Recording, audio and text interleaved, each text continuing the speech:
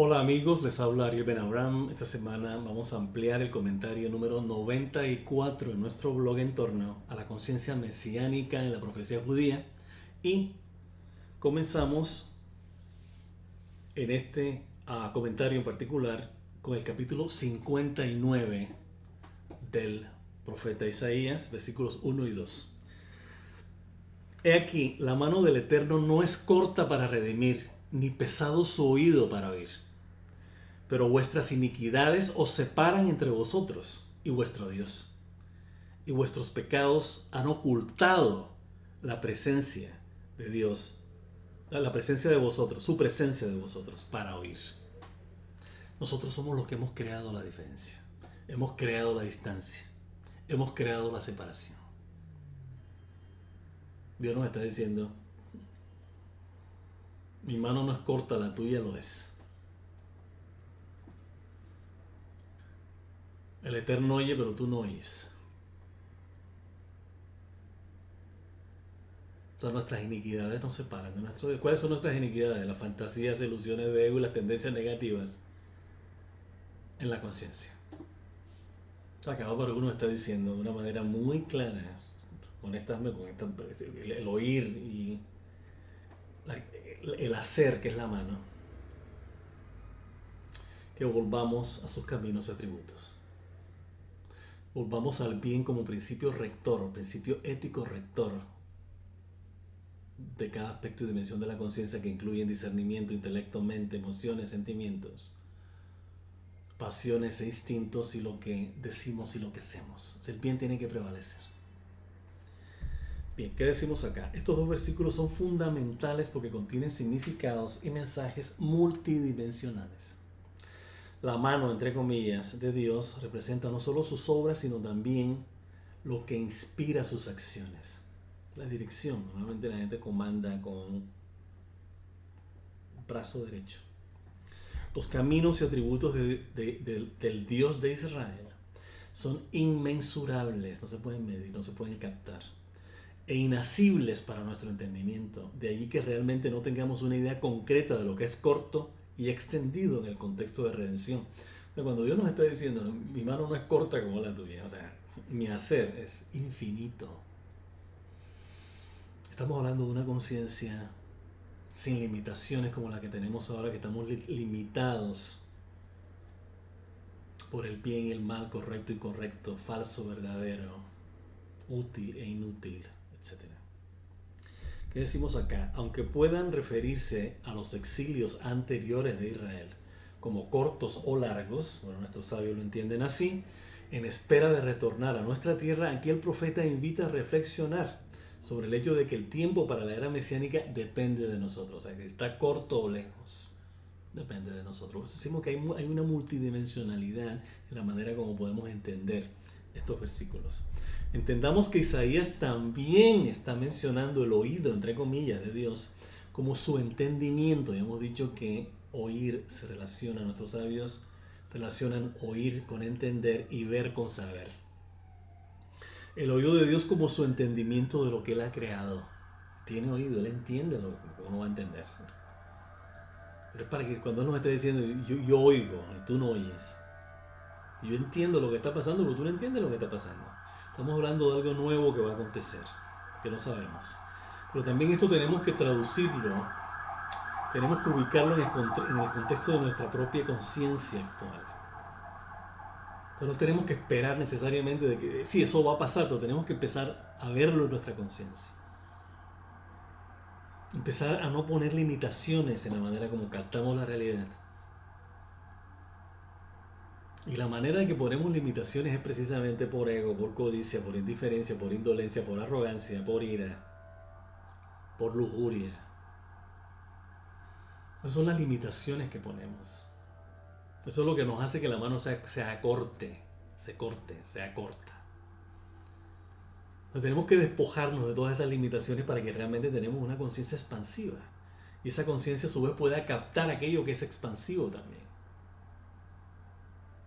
La referencia clara que tenemos que nos da la Torah es el bien. Hacer el bien, eso es lo que es expansivo, es lo que va a prevalecer. Y estamos hablando del bien como manifestación material del bien del que Dios nos creó. Bien.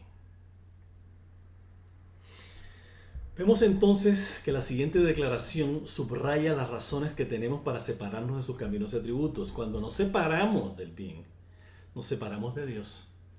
La Torá nos instruye claramente que aunque Dios creó las tinieblas y el mal para que podamos elegir la luz y el bien, Él no se asocia con las anteriores, ni con la oscuridad ni con el mal.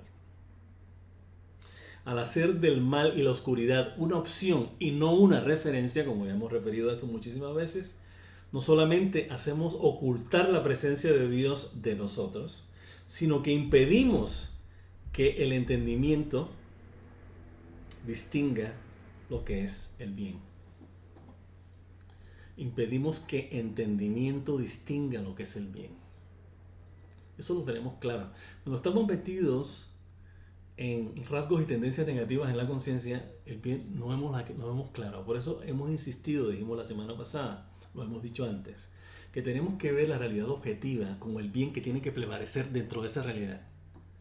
O sea, cuando uno ve algo, uno tiene que ver qué es lo bueno que hay. Y si no está, buscarlo. Y si no lo tiene, dárselo. Ese es el objetivo. Ser subjetivo es, esto no tiene esto, me conviene, no me conviene. Es lo subjetivo. Que se basa normalmente en fantasías, ilusiones de ego, sentimientos y creencias de carencia. ¿Qué pasa? Eso lo limpiamos si al ver la realidad estamos viendo esto por qué no está bien. Hay que corregirlo. Eso es lo que llaman acá en Kabbalah el tikkun, o sea, el corregir, el rectificar lo que es el daño que se ha hecho. Y hay que hacerlo. Estamos aquí para eso precisamente, para componer el desmadre que hemos creado y que seguimos creando. Y la mejor manera de hacerlo, haciéndolo individualmente, comenzando con cada uno de nosotros a nivel individual. Después el entorno inmediato, después el vecindario, el trabajo, la ciudad, la nación, el mundo. Pues tenemos que empezar con nosotros. Y las cosas se van a ir dando. Una vez que empecemos a poner en orden nuestra propia realidad individual, la manera como queremos ver esta realidad objetiva, que es el bien, empezando a procurar el bien. Y ya sabemos que el bien es un principio ético, o sea, no es el bien que me conviene a mí, que no le conviene a otro. El bien, este bien se aplica a todo el mundo por igual y beneficia a todo el mundo por igual. Hemos dicho que el bien como expresión de amor es un principio ético, o sea, no es el bien por el bien, hay algo, hay una manera de hacerlo. Nuestros sabios se pasaron docenas de volúmenes en el Talmud explicándonos en qué consiste amar al prójimo, en qué consiste hacer el bien, en el cómo. O sea que no basta con decirlo, ni con tener una idea o un sentimiento o una opinión o una impresión, sino ver exactamente cómo es, cómo Dios quiere que sea. Bien. La redención de Dios no es corta o extendida, sino tan larga como que la queramos permanente. Va a ser permanente. El Creador nunca dijo o insinuó que sus promesas fuesen limitadas o temporales, ni tampoco su entendimiento. También aprendemos de esto que somos responsables de nuestras acciones. O sea, tenemos que saber cuáles son las consecuencias de lo que decimos y hacemos, especialmente de lo que hacemos. Es un proceso, como hemos dicho, de rectificación. Pero la idea que estamos acá enfatizando es que tenemos que extender esa conciencia, esa percepción. Y no ponerle limitaciones al bien. Bien, continuamos. Cuando seguimos las fantasías e ilusiones de ego, no solo nos separamos de los caminos y atributos de amor, sino también de aquellos que creen en estos. La separación de los demás. Nuestra separación no es únicamente de Dios, sino de todo. Terminamos solos en nuestros apegos, obsesiones, adicciones, soberbia, enojo, indiferencia e indolencia. Lo que venimos diciendo antes. Regresamos al profeta diciendo, porque vuestras manos están manchadas con sangre y vuestros dedos, nuestras acciones, con iniquidad. Vuestros labios hablan falsedad y vuestra lengua murmura maldad. No hay quien clame por justicia ni quien abogue por la verdad. Confían en vanidad y hablan mentiras, vanidad, lo vano, pariendo maldad y cargando iniquidad sobre sus hombros. Nuevamente hemos dicho, y lo vamos a seguir repitiendo, porque está tan repetitivo esto desde la Torá, pasando por los profetas, todos los libros de la Biblia hebrea. Énfasis, mucho énfasis en no vivir en la vanidad de las fantasías, ilusiones de ego, ni en las tendencias y rasgos negativos en la conciencia. Esa es la idolatría. Está repetidamente y repetitivamente, no idolatría, no vivas en esto. Y acá nuestro profeta, ahora Isaías, lo mismo. Confían en vanidad y hablan mentira. Todo lo que es vano, todo lo que es intrascendente, todo lo que es fútil, es mentira. Pariendo maldad y cargando iniquidad. Esto es consecuencia de las opciones que tomamos hacia vivir en tendencias y rasgos negativos, y no en el bien de los modos y atributos de amor como expresión material del amor de Dios. Decimos acá, el profeta señala transgresiones específicas derivadas de las tendencias y rasgos negativos generados por fantasías, ilusiones de ego. Estamos hablando de algo concreto: manos manchadas de sangre, violencia; iniquidad, malas acciones; falsedad, murmuraciones. El profeta señala transgresiones específicas derivadas de tendencias y rasgos negativos generados por fantasías y ilusiones de ego, citando la difamación y las habladurías como algunas de las armas más letales de la maldad. En tal predicamento, la verdad como justicia y rectitud están ausentes, y no hay nadie ni nada en que confiar. Sin valores y principios verdaderos, no hay nada en que creer ni tener fe. Una vez más, Isaías denuncia la vanidad como el campo de diversión de las fantasías e ilusiones, y la falsedad como su expresión, acompañada de sus consecuencias negativas y destructivas. Estos versículos no pueden ser más claros.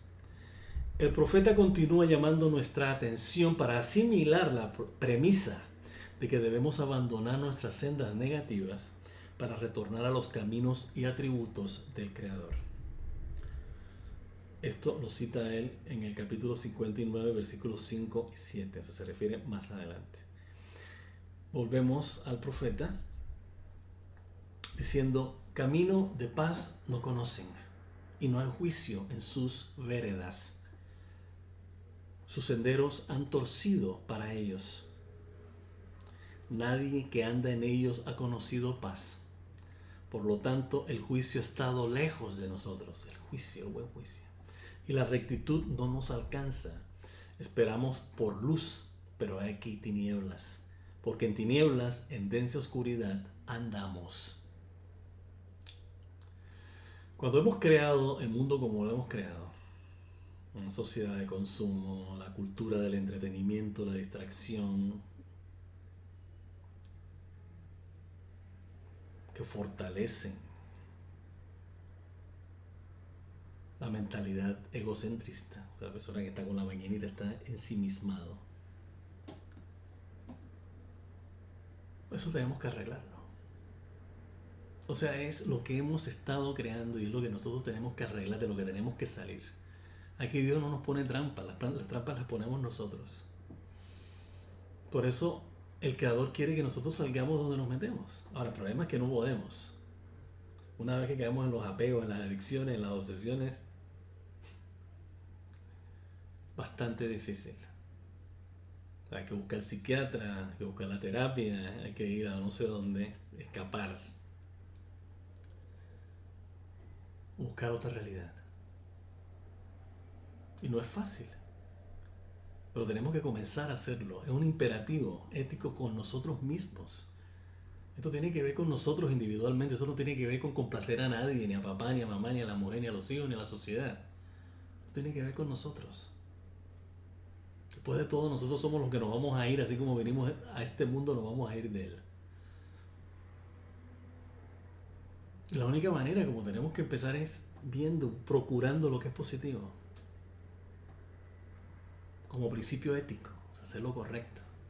Para que el juicio, como dice el profeta, regrese a nosotros. El juicio está muy lejos de nosotros. La rectitud no nos alcanza, o sea, por más que queremos rectitud ya no podemos.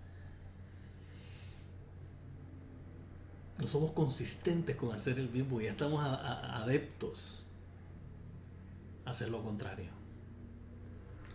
Decimos acá, lo obvio acontece cuando vivimos de y para las fantasías e ilusiones de ego, y la paz es su primera víctima. La gente no vive en paz. La siguiente es el juicio, como principio mediante el cual tomamos decisiones. Buen juicio que llaman, de persona con juicio, sin juicio. Ya que con tendencias negativas no hay sendero, camino ni propósito en la vida. Estamos perdiendo el tiempo básicamente. Cuando despertamos han pasado muchos años. Así recogemos los frutos de nuestra soberbia, ira, envidia, lujuria y crueldad, que son las sendas que creamos para nosotros mismos y en las que no hay paz. La mala noticia, como decimos acá, es que terminamos perdiendo nuestro libre albedrío. O sea, cuando una persona es adicta ya no puede ejercer el libre albedrío, no puede decidir. La adicción, la obsesión, el apego lo controla. La mala noticia es que terminamos perdiendo nuestro libre albedrío como el juicio que necesitamos para afrontar todas las facetas y dimensiones de la vida. Luz como símbolo de amor está lejos de nuestros corazones y andamos entre la densa oscuridad donde no hay rectitud. O sea, este comentario de estos versículos es estrictamente ético. Dios nos está diciendo, nos lo dijo ya en el capítulo anterior, hay una precondición para que Él esté con nosotros. Y es que nosotros estemos con Él. Y esto, traducido de manera concreta, es estar en el bien. Eso es. Seguir en sus caminos y aplicar, incorporar en nuestra conciencia sus atributos, que son todos positivos. De lo contrario, no vamos a poder salir. Hay que empezar a hacer el inventario entonces. Y empezar a eliminar lo que no necesitamos realmente. Y lo que no destruye, lo que nos perjudica, lo que nos separa de ese bien del que estamos hablando antes. Y así poder restablecer, reconstruir Jerusalén como nuestra conexión permanente con Dios.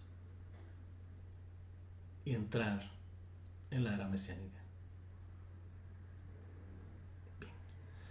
Con esto terminamos la ampliación de nuestro comentario número 94 en nuestro blog en torno a la conciencia mesiánica en la profecía judía, deseándoles como siempre que pasen un resto de semana muy pero muy feliz.